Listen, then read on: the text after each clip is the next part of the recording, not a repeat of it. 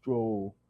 Uh, we're live here with myself, Johnnie Cole, and got a special guest, a legend in the SWAC and also in the NFL. But today, we're going to talk about what happened this weekend. Of course, Jackson State won the second in a row SWAC championship, and the big news about Deion Sanders leaving Jackson State and on to Colorado, University of Colorado in Boulder. Has listened to all the great interviews, all the people that made comments about his move, and who better to talk with than the man who done it himself, who done it before Deion done it, left the NFL and actually came back to his alma mater and took them to 3 championships and national championships as well. My man, Doug Williams. Good morning. Good morning. How you What's doing, up, Coach? man? Well, we got some hot folk out there today, man. Doug, you told him on the show the last time, and he had to take the job. I mean, I don't know what they had about. I mean, what happened this past weekend is generally what's happened not only at Jackson State and other places. It happened all over the country. Right. When a guy get an opportunity, and I think he summed it up best in his press conference. You either get terminated, elevated. That's right. and he's right. That's right. That's right. Well, this is the time, I think, Doug, that we supposed to be cheering for him with flags and everything. And the biggest argument, and we're going to get into all of this, there's been 10 jobs been filled. Only one of them been by African American. That's what we should be arguing about. Yeah, we shouldn't down Deion for what he's done. First of all, let me say this: he has brought a lot to Jackson. Woo! He's done a lot at Jackson. Yes, sir. He's given HBCU a whole new outlook that was just going along. All of a sudden, they raised it up. But what he's done for Jackson over the last couple of years, you got to applaud him. And I was on Facebook last night and I saw where the Jackson State alumni congratulated him. And I thought that was a class act, but you got these other people outside little pockets talking about he used Jackson, he used the black kids. That's not true. No. I mean, you want to talk to somebody who used the black kids, we talk about Tuberville. That's who used the black kids, Oh, no. Look at it realistically. Well, let's talk about graduation. More black kids graduate from black schools than they do the PWI schools. So, and that is the truth. That's the truth. When you look at it realistically, because 9 out of 10, when you go to a HBCU, you're going there to get your degree. Right. That's almost a given. When I went to Grambling back in the day, degree was the most important thing because you didn't think about the NFL and places like that because your chances was not as great. So you got to get that degree in order if you want to coach or do whatever you want to do for the rest of your life. I think one of the things that people need to take the blinders off. HBCU schools are strong. HBCU schools are needed. HBCU schools got their own way of doing things. We got to quit putting us down. Of course, Doug, you heard about recruiting. Oh man, they party too much. They go. It's so much of mythical untruths about HBCUs. It's crazy. And you're right about that. It's unfortunate. You got some people who say we don't need HBCU, and you got some black folks who buy into that. That's the worst thing about it. The ones that don't go to HBCU, they tend to think of and talk about the HBCU. I can remember when I was in '94, when I was coaching at the Naval Academy, there was a young lady who worked for the football team, and she had nerve enough to tell me one day, we were sitting there talking, and she was talking about, at the HBCU, all they talk about is racism. And I said, hold up. I said, not one class I ever took in my time at Grambling State University, racism, as far as we being racist against other people, never, ever came up. And she didn't understand that because, she didn't go to one. She went to Power 5 school, what have you. She just going by what she think. Not that what she heard or Right. what somebody else say, but at the HBCU it's needed not just because we can't go other places, but it's needed because a lot of kids would feel better going to the HBCU. And at the end of the day, when you get to be our age, Johnny, you look back on it and you say to myself, man, wasn't nothing like going to Grambling. Wasn't nothing like going to Texas Southern. You can't even buy that experience. Right. And a lot of these people would be better off if they had gone to HBCU. Yeah. And that's why I say, man, you can never get rid of HBCU. They're there to stay. And I love it. Let me tell you like that. I love it. I mean, Coach, man, it's just so crazy when I hear the stuff, and I get on us though. You know what I mean? And last week I had his assistant head coach Gary Flea Harrell, and like me and Harold, this is why Jackson State and black schools important. Deion Sanders will not get this job if it wasn't for a black school to take a chance on him. And he came in and he played his card. He gave us or them or whatever what they want. The diamond rings, the gold jewelry, the hat tilt to the side. He played that role very well to be able to display his talents in the coaching field. Because he did get it done coaching. And he did. And I think Jackson State and all the black colleges really got to look at this whole situation. Look at the fans that he brought into Jackson State. I mean, you look at that stadium, you're talking about 50-some thousand just about every home game. That's never has happened. And what he did for a lot of young men on the team, they might be sad to see him go, but a lot of them was rejuvenated because they was there with Deion, because he did that. Now, what we got to do, first of all, whoever's the coach at Jackson State after he's gone, he ain't Deion. He won't be Deion. There's only one Deion Sanders in the whole wide world. The things that he did at Jackson State, can't nobody else do that. Yeah. And he gonna bring that same thing to Colorado because why? It's Deion going to Colorado, nobody else. Yeah. Now, what has to happen for some of these open, Johnny, and I say this, the schools that have open in their position, don't look for Deion because he ain't there. Look for somebody who has experience, who coached, who want to be there, that got passion. Johnny, I'm gonna say this, you and your brother, man. I've always said this, and we played against each other. We talked about it last time. There ain't two better coaches in all America than you and your brother, man. And coaches, these ADs need to look at that, but they don't. And there's some other black coaches out there that deserve an opportunity. Yeah. Look at what's best for your program, not what's best for what you're looking for. That little shot in the arm. I can promise Deion Sanders ain't gonna come back through HBCU again in life. Well, Doug, and I thank you for the appreciation of our flowers. I mean, just like yourself. I mean, you came from PWI and came and took over at Grambling. You was a pro. You legendary. You know what I'm saying? And it was hype.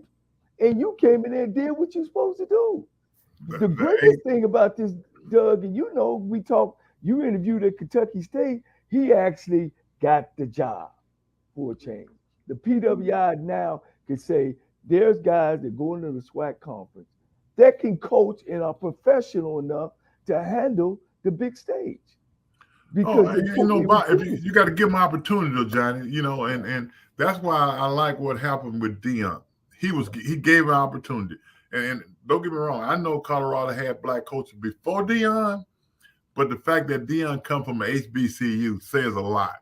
And I am hoping that these other schools see that you coach down at HBCU too, and give some of these guys who's doing a great job at these schools and at the HBCU an opportunity to move up if they want to.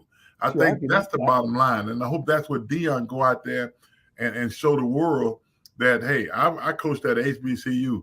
They got a lot of great coaches down there. They need an opportunity just like everybody else do. Right. Just like the coach at Albany State. He just got a job at Coastal Carolina. Yeah. He had a Division II school, but he's a white guy.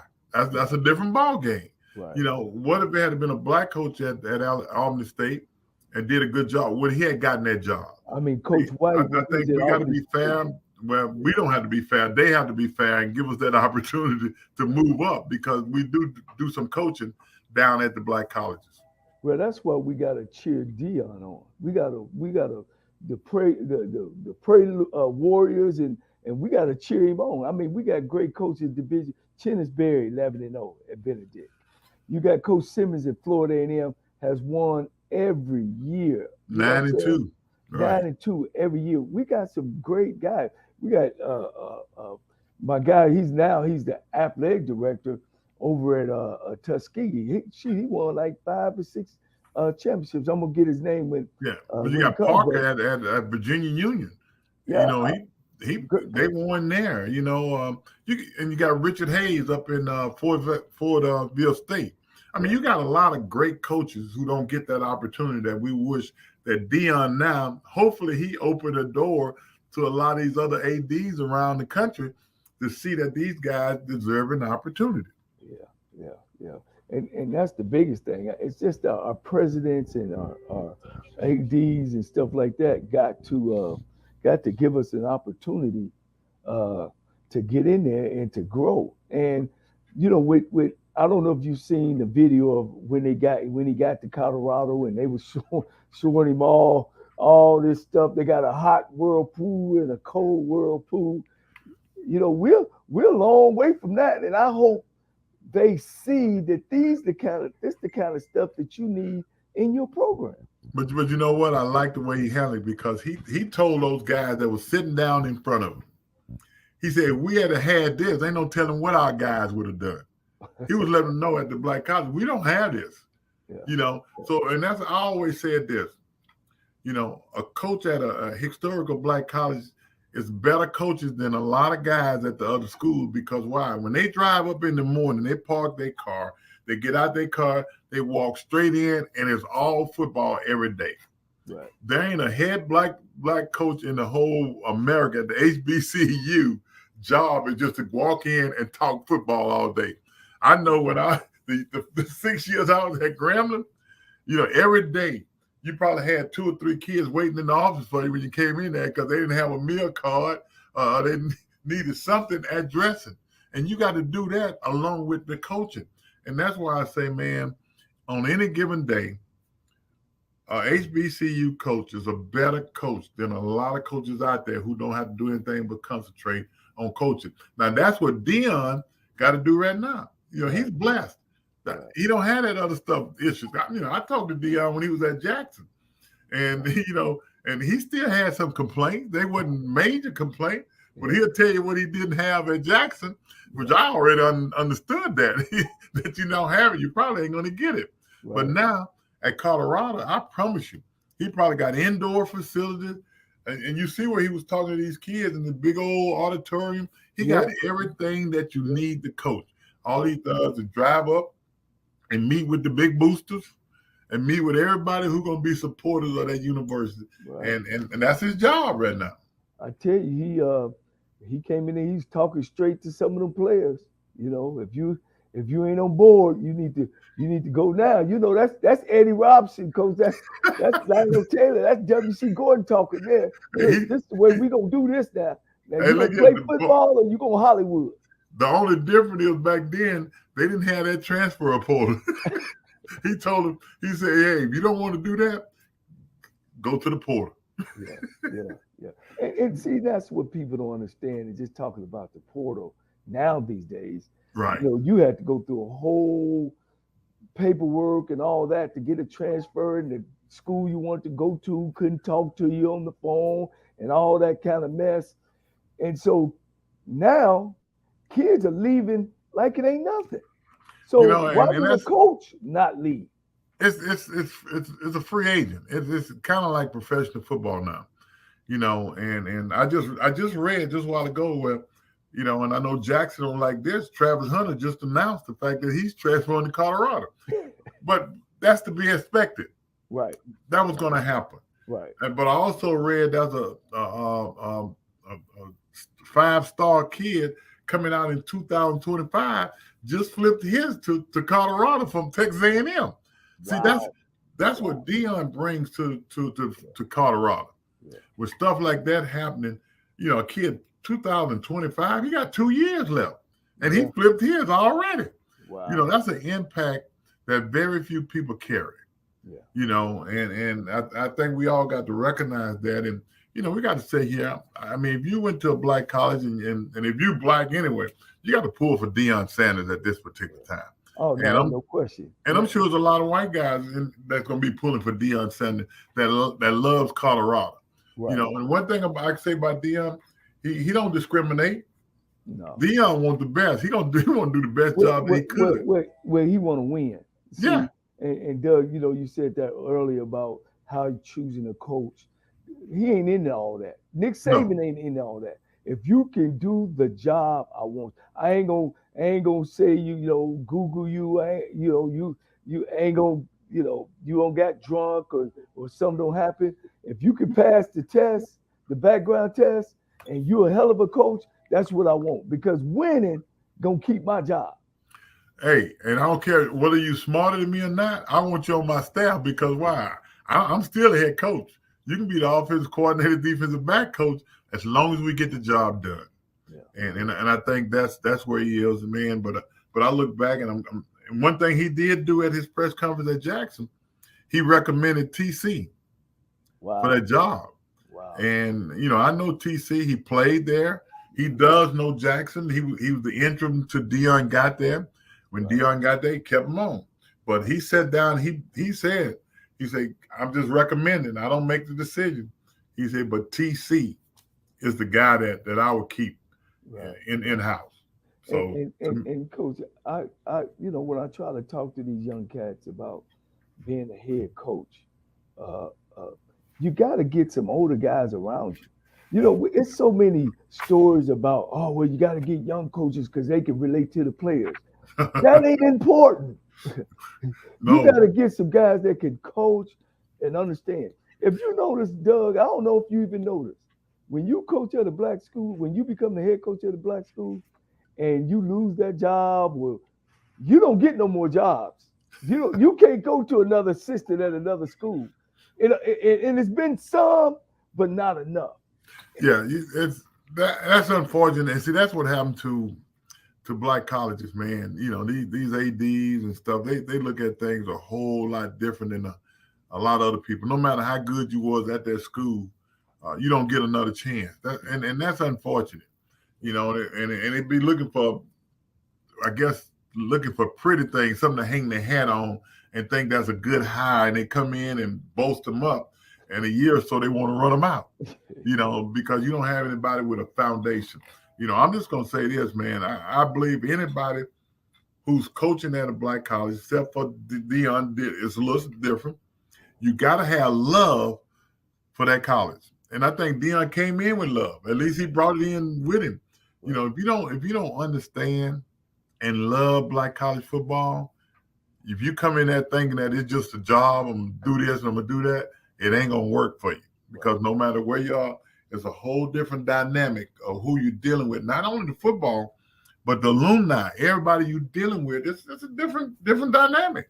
And you got to be able to do it. And we got to, and I just want to say, we got to respect that dynamic. It's okay. We not Alabama. We not Texas. We not UCF. We HBCUs. And that don't mean that no whites or no other ethnic group go to black colleges. Black colleges is filled with all kind of ethnic groups.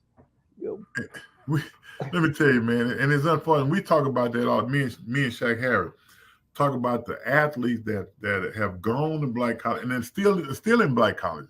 But I think what Deion did with his football team, he kind of put everybody on notice. He wasn't they good enough to go to the next level or not. He had them thinking that way. Right. And I think when a guy gets there, you got to have that in your mind. If playing in the National Football League is something that you want to do, it ain't going to happen your senior year. It starts when you get to that school. You mean the 40-yard guys? I'm gonna bust the 40 and 4-5. It ain't going to happen that senior year. So that's where you got to come in with a mentality. But at the same time, you got to go to school. You got to get your degree in case you don't make it to the finish line. You got something else to do. I think that's the most important thing. Well, one thing, talking with you, Doug, and I feel the passion, and you just bring my passion out even more about Black College. I can't say enough because I know I wouldn't took no snaps everyone for Texas Southern, but I just want our people to understand and stop putting us down. We got a place in this thing, man. We got to build ourselves up. The same enthusiasm we got behind Deion Sanders, we need to continue that behind every college. Mississippi Valley need to support. Pine Bluff need to support. All our Black colleges need to support. And we got a product. We got a product. Let me And I tell you, wish them commissioners would get together. yeah, the SWAC right now could build the strongest conference in the country. I mean, I'm talking about from a FCS standpoint.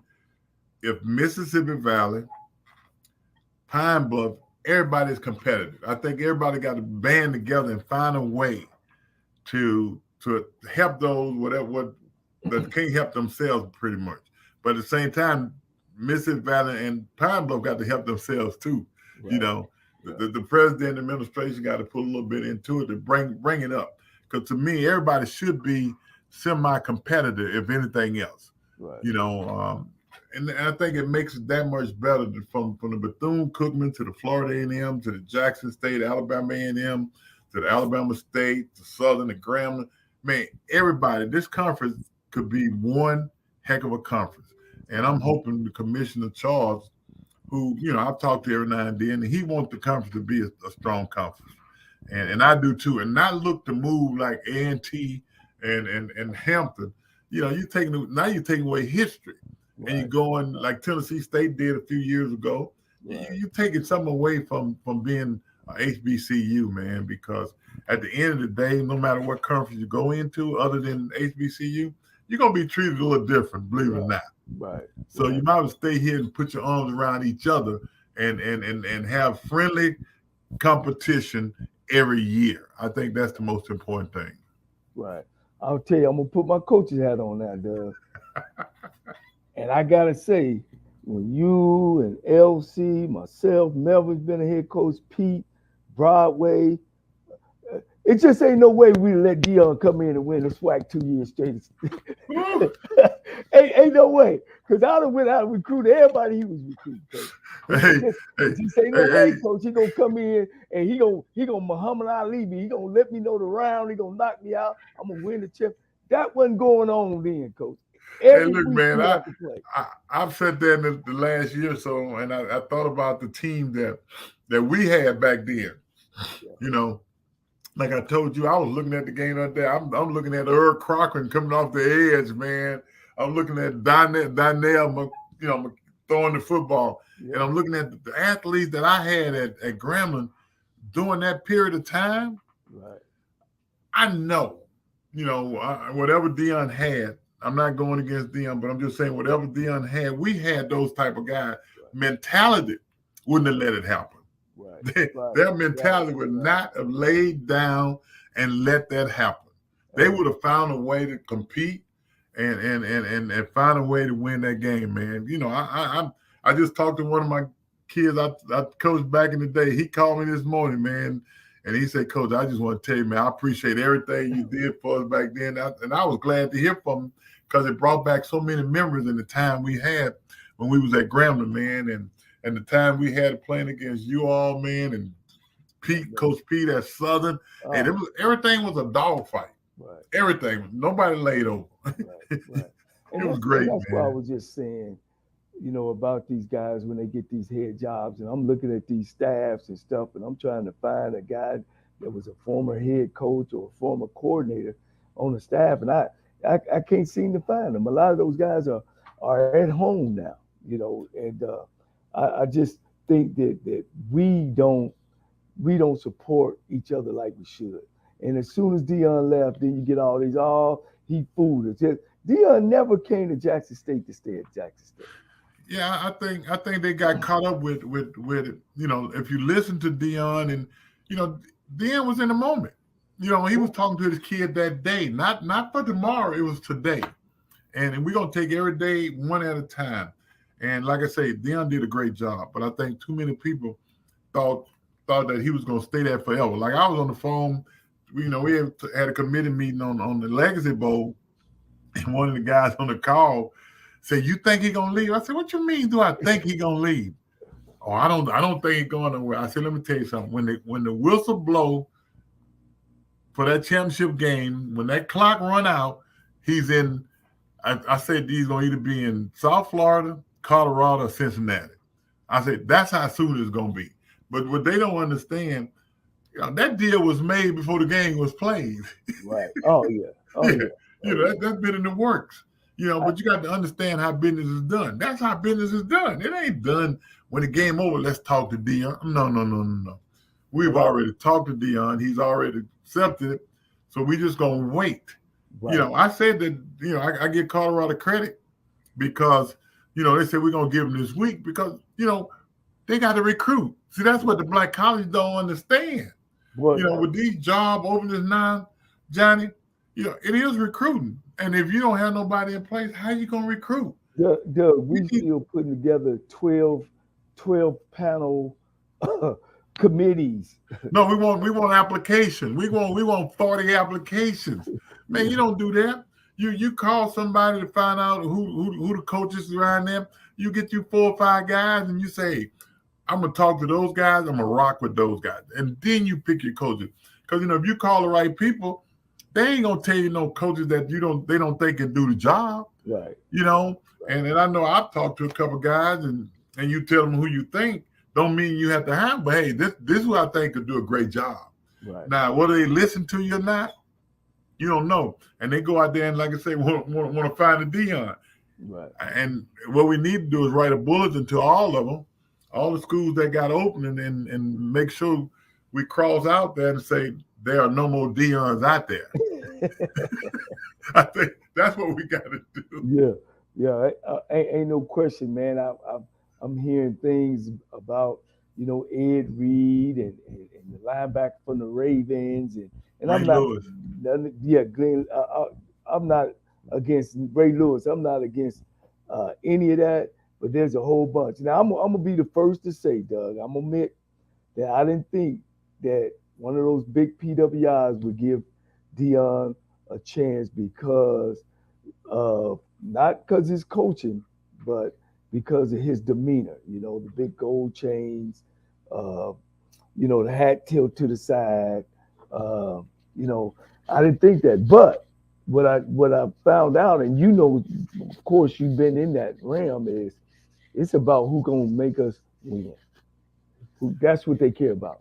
With the other hards and Hugh Freeze and Kiffin and all these guys that had trouble in their past, the head coach at University of Texas. Hey, it's about, can you do the job?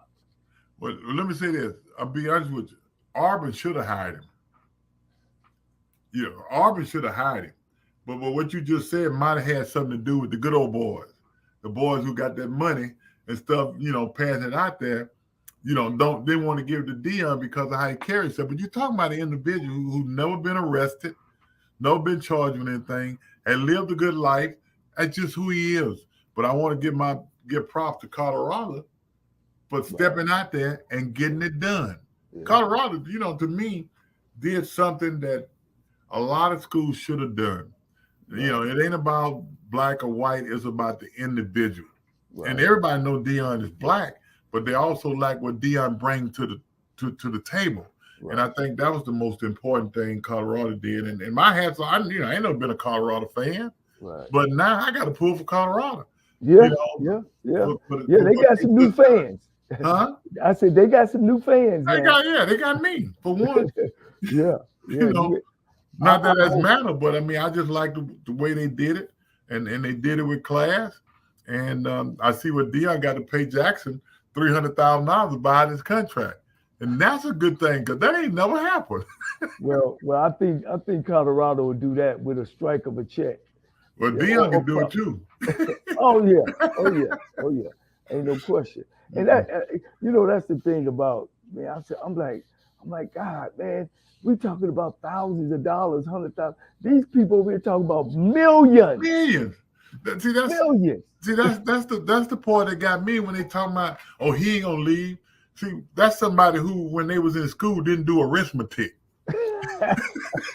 not math, arithmetic. I got you. You know, Yeah. when you talking about 5.9 compared to 400,000, 5.9 mil, man, let me tell you, that's a lot of numbers in arithmetic between that. You know, So he made that that in two itself, months. huh? He made that in 2 months. That's what I'm saying. So, you know, we gotta be careful. You know, the man got an opportunity to better himself. He did that. Yeah. You know, all that, he deceived the players, he deceived the school. No, it did not deceive. Because anybody out there, if you're a teacher and all of a sudden somebody calls you to be the superintendent, are you gonna continue to go to the classroom or you gonna go be the superintendent? Right. No, Ain't no they got a lot of that. That's what they're gonna do. And I don't think people understand coaching. You know, coaching is a tough career. You know what I mean? You know, it's high divorce rate, high alcoholic rate. Your job depending on 18 to 23-year-old kids in the day. Uh, you don't have a whole bunch of fathers in the house. So if you're a tough coach, some of the kids can't take tough coaching. And then when you got people that and that's one thing, you know, Doug, I know on Black College, the president is the one that wants to carry the big stick, and everybody knows that the head football coach is the face of the university.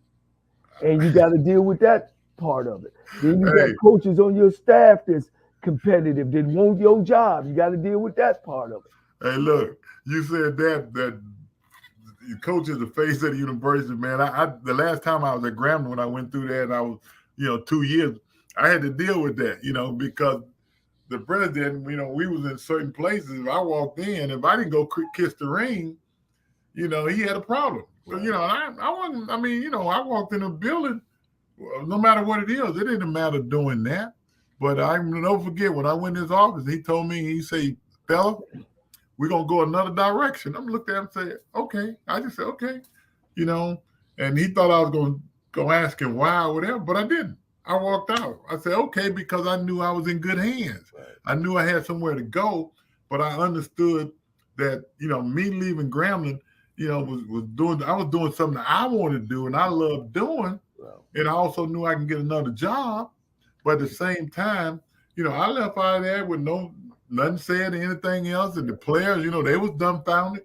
They didn't know what was happening.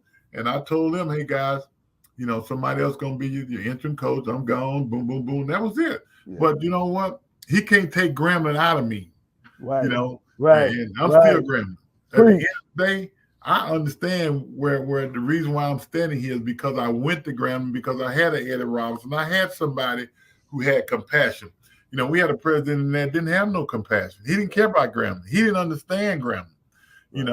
And you have to deal with that. And this happened at a lot of these universities. They bring in guys that outside don't really, first of all, not into athletics. That's the number one thing. That's a problem in itself.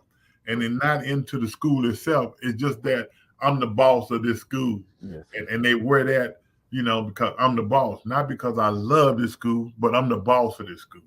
Yeah. And I think at the end of the day, that hurts a lot of them. It's so it's statistically known that there's not one HBCU school where the head football coach make more money than the HBCU football school. That's crazy. It is, because at all the other schools, at these Power 5 schools, like with them, ain't even close. The president don't make no $5 million. That ain't gonna ever happen. It's always the coach. They put the coach out there, because he's a face. Think about Alabama. Who is the president of Alabama? Nobody knows. Right. No. Nobody knows, because why? The football team is the face of it. And not only that, for enrollment, man, they don't understand what enrollment does to you. For football, when football got a good program and winning and your band is playing at these HBCU, that is big time. That's what it's all about. That's what it's built for. That's on every level. That's in high school. If you got a good football team opening up the school year, you're gonna have a good school year. Great year. Gonna have a great year.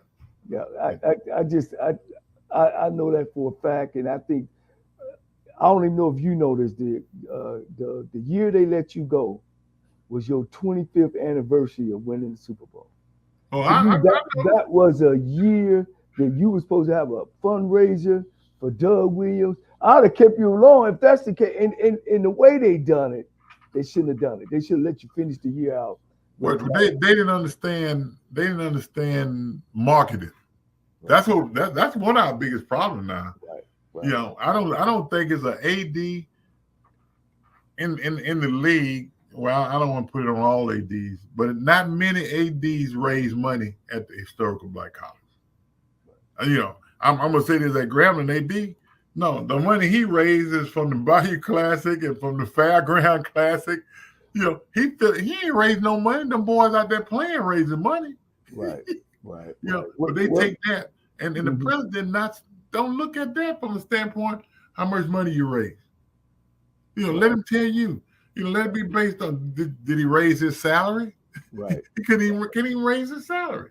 You know, and that's what AD is supposed to do is yeah, raise money.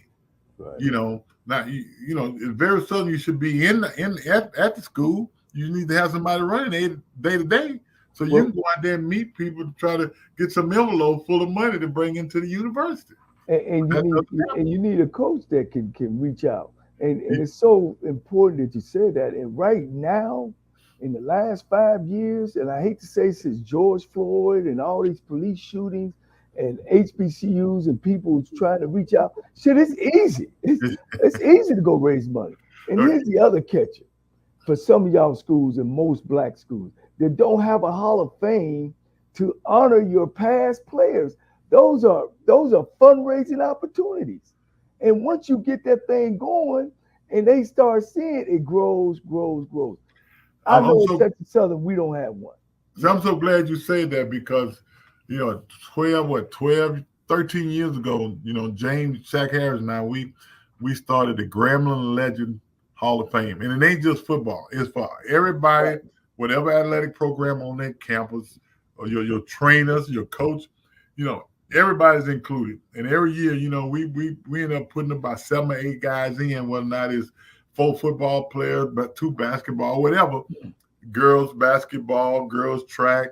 We bring them all in, and we in July we have we've sold out every year for the last 13 years, man. And not only that, but it ain't just for show; it's for giving those guys flowers, but at the same time raising money right, for we give back to certain programs at the school and things like that. That's what Hall of Fame is all about. You know, bring your history up, man. Let them understand we had some guys on this campus. You know, we feel like walking on Grambling campus, man. We call it hollow ground. You know, right, because you talk right. about Buck Buchanan and Ernie Ladd and Garland Boyette and Willie Brown and Willie Davis. Yeah. You know, sitting here now, and you think about those guys travel the same grounds you travel today. And that's hollow ground. So you got Them to swag. respect They that and you got swag, to coach. honor. That's swag. We swag. That's right, coach. We swag, coach. No, ain't man, ain't look. I got Dion. You ain't swag, man. You the man, but you ain't swag. Hey, Eddie Robinson said, Junior said the best. You ain't swag, man. I Hey, tell you. look, he said it with some conviction too. And, and, and, and I think if somebody is looking at this show, they can see the passion that we have for our universities. And I always tell these guys, people give money to people. They don't Yeah, give money to buildings. yeah. So when No, you I bring agree. your people back, when you hire your people on your campus, you build tradition, strength. But I know at my alma mater, man, we so famous, but we just think somebody else on the outside is gonna come in here and save us. Noah in the ark is gone. You No know, matter how no we matter how gotta much you no matter how much it rain, you gone. Because if it rain again, we all gone. But I'm just telling them, I tell my folks all the time, man.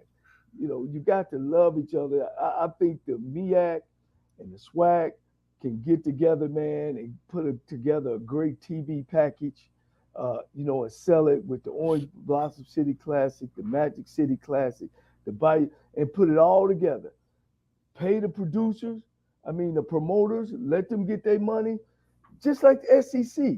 I Oh know yeah. we could get, 500, $50 million, $100 million for a TV package for people because our bands is gonna bring people.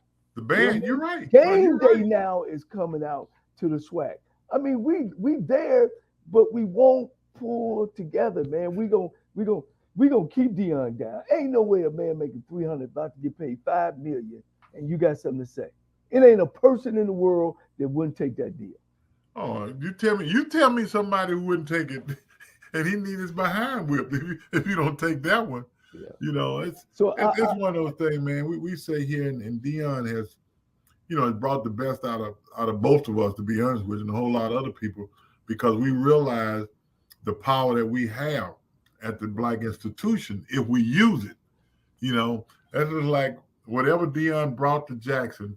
You know, the AD there, the president, got to ride that, man. Whoever's in there, you got to talk to those people and keep Jackson. You got to keep Jackson up because you've been up so high right now. And the worst thing in the world to do is let it fall down.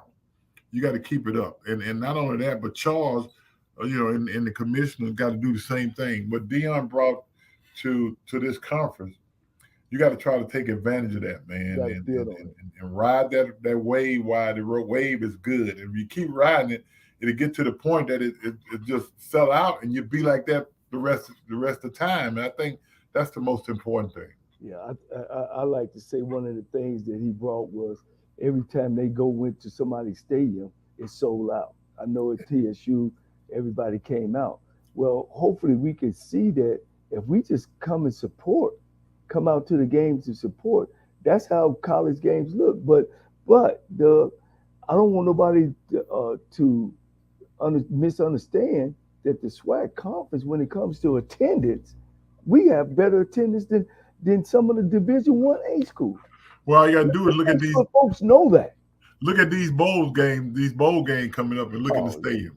they Some of the that camera cameras, gonna be down on the trainer. You ain't some of gonna the see cameras, nobody. the cameras won't even show the whole stadium. Right, because right. because they got the sponsors, though, they can get away with it, and that's what we got to do. Like you just said, it's not about the players, but we as people, we as alumni, we as black folks, and hopefully some white folks, we need to come out and support these schools, man. Just like you went to see Dion team. Well, Dion ain't here now, but you need to go see Jackson. You need to go see Grambling, Southern, Texas Southern. That's what we need to do, Right. and forget about the fact that Dion brought out the crowd, because Dion ain't gonna bring out the crowd no more. He might play one school or so from our conference every now and then to give us some money, Right. which we appreciate that too. But at the same time, you got to worry about the kids that go to these schools and go out and support them. That's the most important thing. We're not only supporting the school, but we're supporting these kids, man. When they run out there and they see people in the stand, that's a great feeling. I know when I was young, man, look, when you run from under that chute, man, you look out there, hey, look, it's game time. It's ready to go, man. So I knew what it's like when you run out there and you see all these people out there to see me play.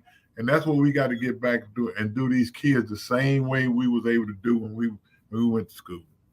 I'm gonna put your memory cap on. You played in the Astrodome. Y'all the first one sold the Astrodome out. 75,000. 76. Yeah, yeah. Even before the Houston Oilers, you don't sold out the Bayou Classic as a player, as a youngster. You're right. Y'all played. Did you play up in New York too? Every year, Morgan State, stadium Yankee Stadium, sold sellout. out. Yeah. So this stuff ain't. We lost ourselves in that after that 70 era. When Yeah, I agree. really start going, they were able to start convincing our black players to go to PWI school. You're right. You're right. Take us back to that time just for because I was a high school kid. I told you Well, the only let quarterback me say this, I Johnny. seen was Grambling. Let me say that I got the Grambling in '73, and the team before me, man, was team that I was in awe with just watching them play. But when I got there, I think my recruiting year probably was kind of the last of the Mohiga getting the players where you couldn't go anywhere else. You had to go to a black college. Right. But our mindset on that campus, it didn't matter who we played. We used to ask Coach Rob all the time, why don't we play LSU? Why don't we play Louisiana Tech? Right. And the one thing Coach Rob, I'm gonna give him credit, him and the president. Coach Rob told us, he said, hell, we don't gain nothing by beating them. He didn't say play them. He said we don't gain nothing by beating up on LSU, because his mind, he felt like we could beat LSU too. Right. And this is what he explained to her. He said, hell, Cat, let me tell you, the things that we get for these universities, we got to go to Baton Rouge, the capital. Hell, we got to ask those people for things. And hell, Coach Prayers go up there and he go up there crying and he get everything he wants. And you know what? That made sense because he said, hell, if we beat the hell out of them people, they ain't going to give us nothing. No. And that's how smart Coach Rob was. Right. And let me tell you, I feel like we could have because during my time, we played against Hawaii twice. Right. We beat Hawaii in Hawaii twice. Right. We played against Temple twice. We split with Temple. We lost one game in the last play of the game, 31-30. Right. And we went out to Portland, Oregon, and we beat Oregon State. I'm like the other day, I'm sitting there watching Oregon State, man. I'm thinking about the time we went out there and we beat Oregon State. So we had players, the James Hunters of the world, the Robert Pennywell, the Ezel Bibb, the Big Hand Johnson, Robert Barber, Jesse O'Neal. I'm telling you, we had players that would have dominated. And, you put us in the SEC, we'd have been playing in the CFB during that time. We would have won. Yeah. And that's how I feel. And the teams before us would have won.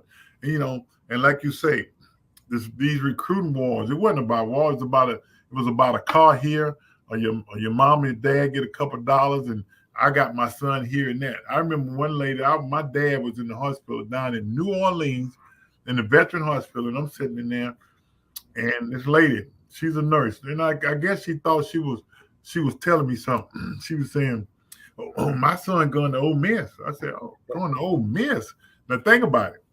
This is in 1970. So you telling me about Ole Miss? And she said, "Yeah, they giving my son giving me a wash and a dryer." I said, "Hold on." I said, "You got a wash and a dryer to send your son to go play for Johnny Rebel?" Wow. I told her, because that time she got the best of me. I said, "Johnny Rebel." I said, "You know what that is?" She said, "What you mean?" I say, "Johnny Rebel is a rebel.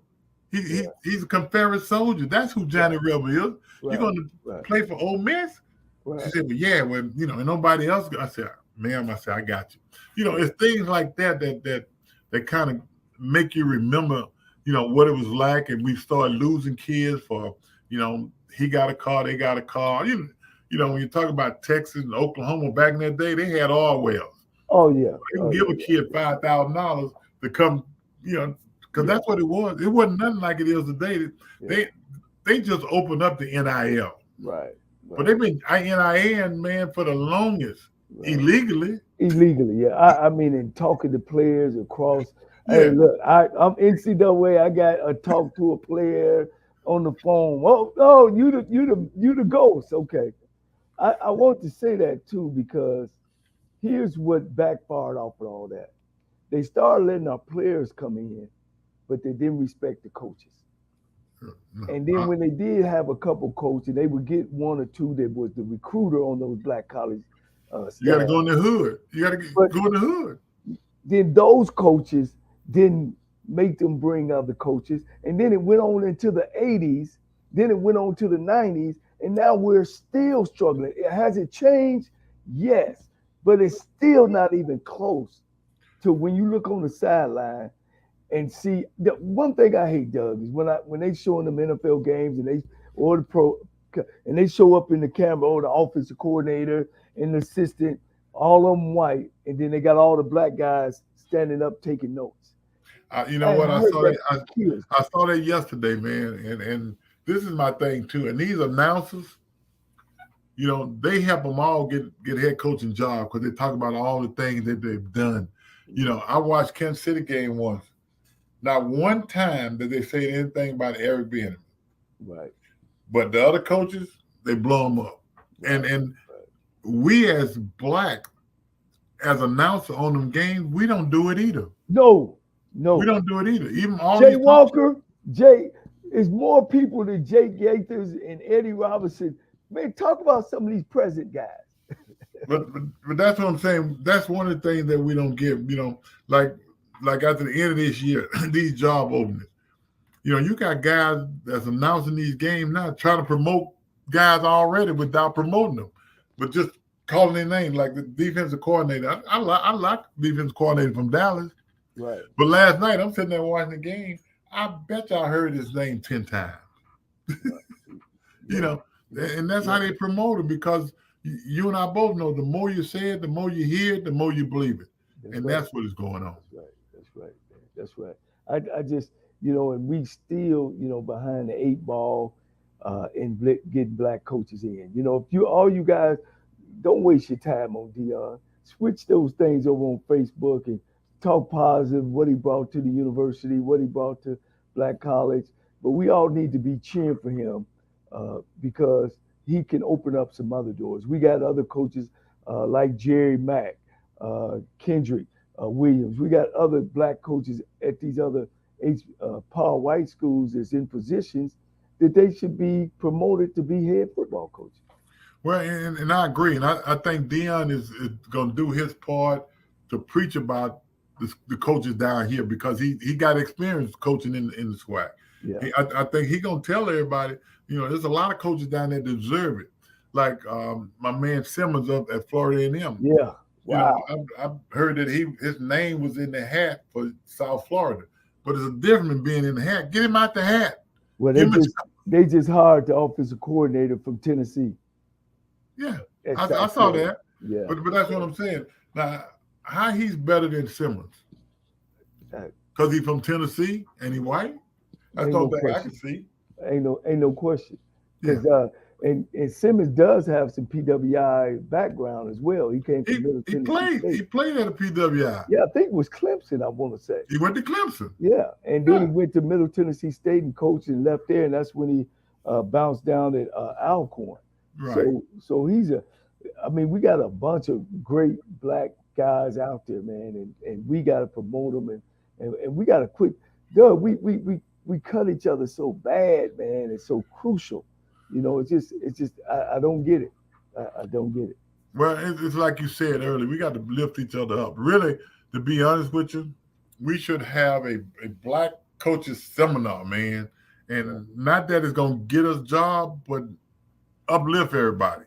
Right. And if you get a job, bring somebody with you. Right. We need to get together and do that, man, because, hey, if we don't do it, nobody else won't give a damn about whether we get it done. Or we need a symposium with the NCAA in there. Because these are state schools that's not hard. You got state schools that's never hired a black African-American coach in no sports.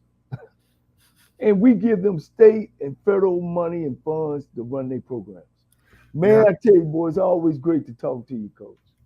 Hey, man, it's been good, man. And like we say, let's cheer Dion on and let's help all these black colleges. Let's get some people in there and give these guys a chance to coach who can coach and not be looking for Dion. Dion gone. Dion is gone, and we're going to cheer for him. But there's a lot of good coaches who want an opportunity.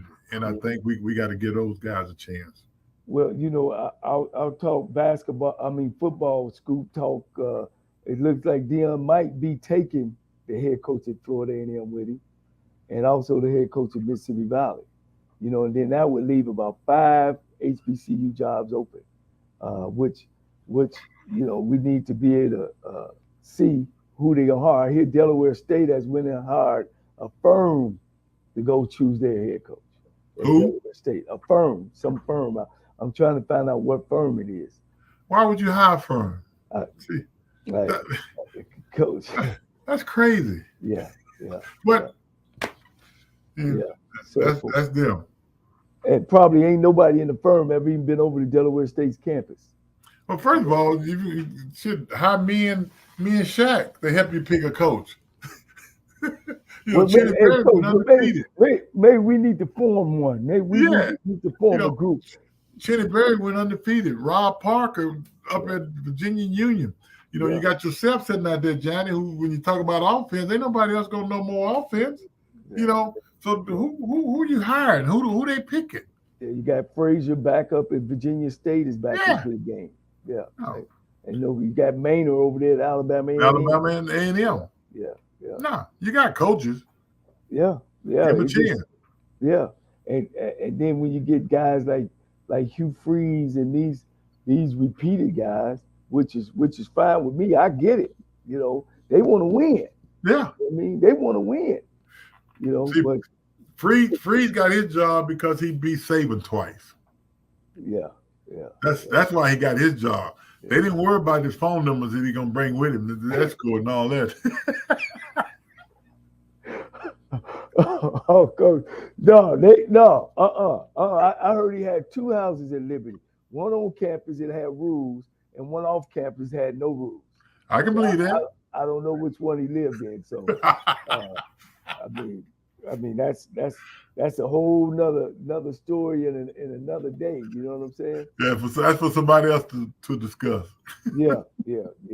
Man, first, I want to thank you because this was a spur of the moment. All this came around. I said, who's better to call than the man who was played at Black College, NFL MVP, coached 2 or 3 national championship teams, been there, done it. This probably could shut some of that Facebook down and some of that stuff down and say, man, we need to change those negatives to positives.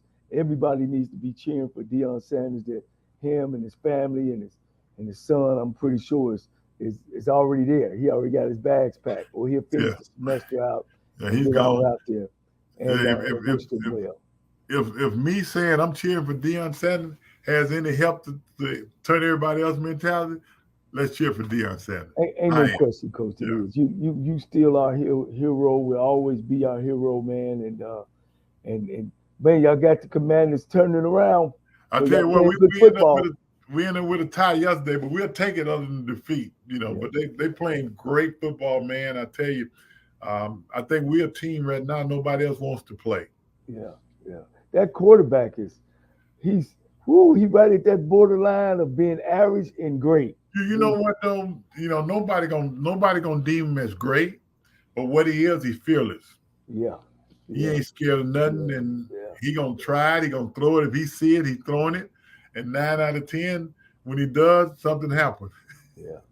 All right, Doug, man, I appreciate it. I'll be in touch with you. I'll see you probably at the Celebration Bowl. Yeah, you know what, John? I'm gonna be there that Friday night. My brother going into the Hall of Fame baseball. Wow.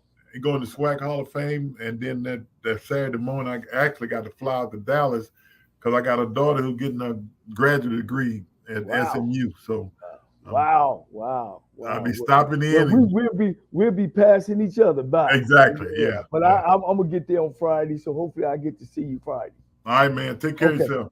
All right, take care. Appreciate it. All right, that's it for the show. Man, it was great. Always great talking to Doug Williams. Black folks, come on, man. We got some of the greatest schools in the country. We got to support them. Send your kids there. Send your money there. Come to the game, support them. That's how those other schools become who they are. Alumni, come on back and give. Presidents, athletic directors, hire the right guy. Quit hiring your friend.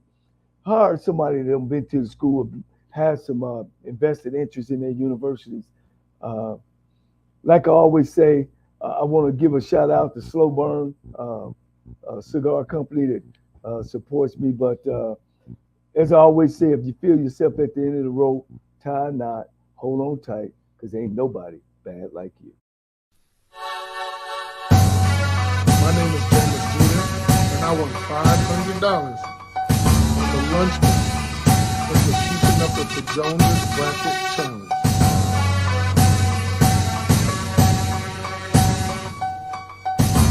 Sybil Wilkes with what you need to know. Today, it's Monday, August 7th, 2023. Number 1, no one stood taller or spoke with a stronger voice in the areas of equal justice or legal rights than attorney Professor Charles Ogletree. The gentleman scholar, with a profound intellect and desire for justice for all, died Friday at the age of 70. His teaching shaped generations of students working on those issues, including his former students and the future president, Barack Obama, and First Lady Michelle Obama. Number 2, a deadline imposed by West African leaders came and went Sunday to end the takeover of the country of Niger by the military. Military leaders led a July 26 coup, pushed Niger President Mohamed Bazoum out of office, and installed General Abdourahmane Chiani as head of state. Last week, West Africa